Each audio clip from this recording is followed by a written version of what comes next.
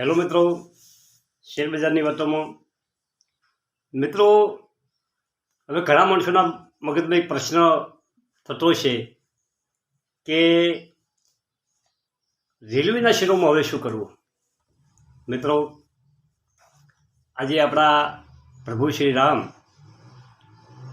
પ્રાણ પ્રતિષ્ઠા અયોધ્યામાં થઈ રહ્યું છે અને બધાને શ્રીરામ, જય શ્રીરામ, જય શ્રીરામ.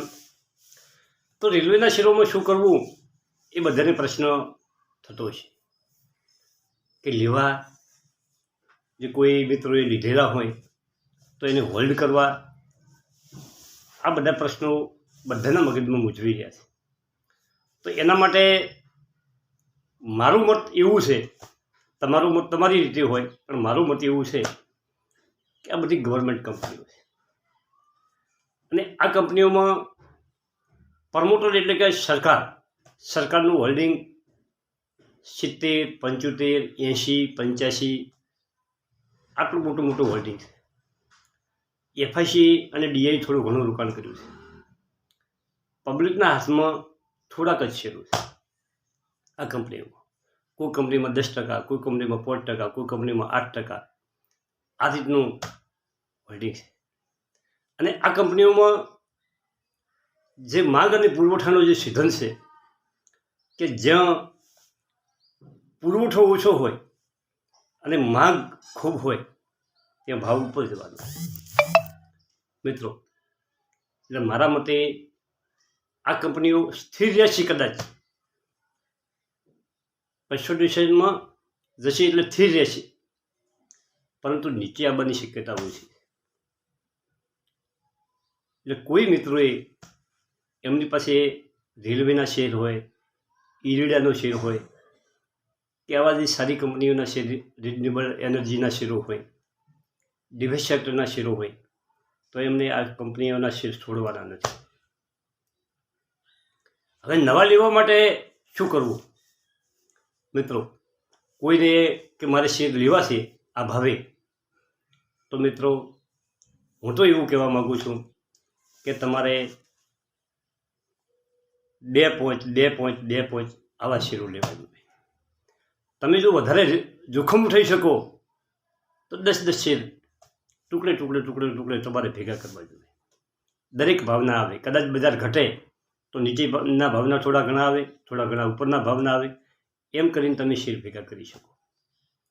જે મેઇન 5 કંપનીઓ છે, આઈઆરએફસી, રેલ વિકાસ નિગમ, આઈઆરસીટીસી, રેલટેલ, ઇરકોન ઇન્ટરનેશનલ, આ 5 કંપનીઓ દમદાર રેલવેની કંપનીઓ છે.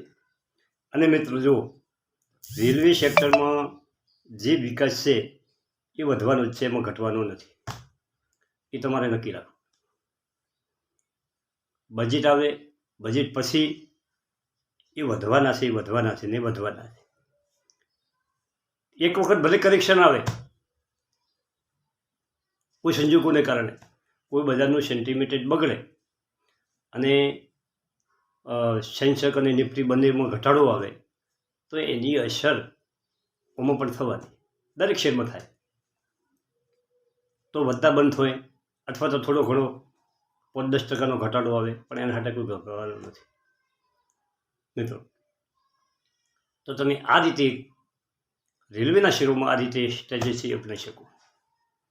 ભેગા કરવા હોય તો થોડી ક્વોન્ટિટીમાં ભેગા કરવા, તમારા પાસે હોય તો એને હોલ્ડ કરવા. અને કોઈને જોખમ લાગતું હોય તો એને રાહ જોવી, જ્યારે નીચે આવે ત્યારે જ એન્ટર થવું. જે રિસ્ક ઉઠાઈ શકે છે, જે જોખમ ઉઠાઈ શકે છે, જે થોડું ઘણું નુકસાન સહન કરી શકે છે, જેનામાં ધીરજ છે, લાંબા ગાળાનું જે રોકાણ છે, એને તો 5 રૂપિયા ઊંચું આવે કે 5 રૂપિયા નીચું આવે, લાંબા ગાળાના રોકાણવાળાને 100% ફાયદો છે.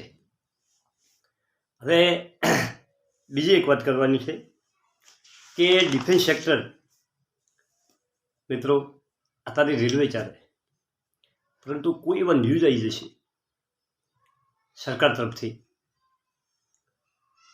તો ડિફેન્સ દોડવા મળશે. પછી આપણને એવી અનુભૂતિ થશે કે મળ્યું આપણે ડિફેન્સમાં રહી ગયા, રેલવેમાં રહી ગયા તેમ ડિફેન્સમાં રહી ગયા. દુનિયા ગમે એટલી ઊંચી જાય, આપણે એની ચિંતા કરવાની નથી. ભાવ ગમે શેરનો ઊંચો જાય એની ચિંતા આપણે કરવાની નથી. આપણી શક્તિ મુજબ આપણે કામ કરવાનું છે. આપણી શક્તિ ન હોય તો આપણે જોઈને મજા કરવાની છે, પરંતુ હોફળા ફોફળા થવાનું નથી મિત્રો. તો બધા છે, દુનિયાથી કેટલાય વર્ષથી ચાલતું આવ્યું છે. તેજીઓ જોઈ છે, મંદીઓ જોઈ છે, ખૂબ જોયું છે. આપણા પાસે એમાંથી આપણે સંતોષ માનવાનો, અને નથી આપણા પાસે લીધેલા તો આપણને ભગવાન મોકો આપશે, બરાબર. અને ગમે ત્યાં લ્યો એ વધવાના જ છે. એક વખત બજાર ઘટ્યા પછી વળી પાછું બજાર વધે, અને બજાર સતત વધે કરે તો એને ઘટે છે. આ સિદ્ધાંત પ્રમાણે કામ કરવાનું. અને ત્રીજું સેક્ટર છે રિન્યુએબલ એનર્જી.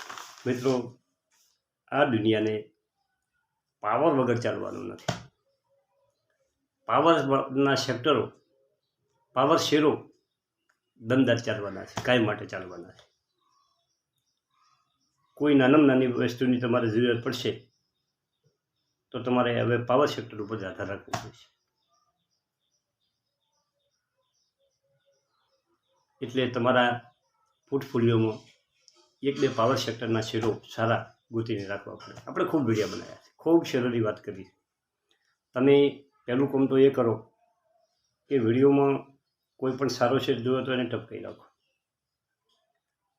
તમને ટાઈમ મળે તો એ શેર વિશે તમે તમારી બુદ્ધિ પ્રમાણે એને ચેક કરો કે ભાઈ કંપની વેચાણ કેવું કરે છે, કંપની નફો કેવો કરે છે, પ્રમોટરો કેવા છે, પ્રમોટરનું હોલ્ડિંગ કેવું છે, એમાં કોણે કોણે રોકાણ કર્યું છે, એફઆઈસીનું કેટલું રોકાણ છે, ઘરેલું ફંડોનું કેટલું રોકાણ છે, બીજા ડોલી ખન્ના,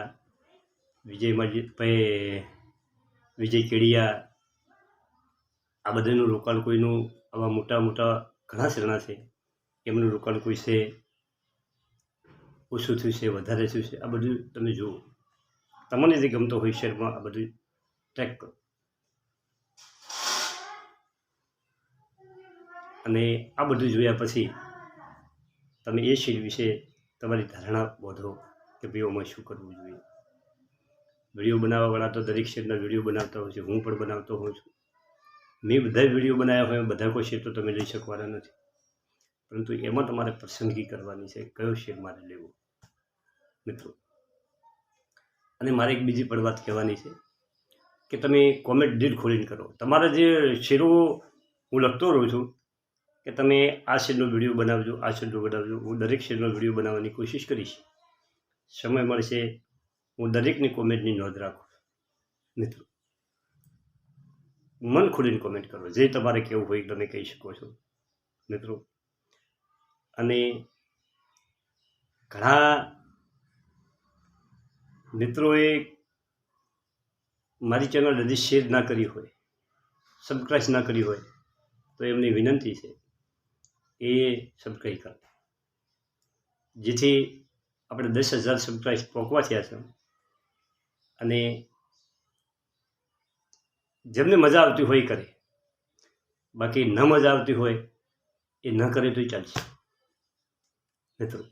આપણે એવું કોઈ નથી. સલાહ જેમ બને એમ સાચી આપવાની કોશિશ કરું. તમને મારામાં જે જ્ઞાન થોડું ઘણું છે એ તમને પીરસવાની કોશિશ કરું છું.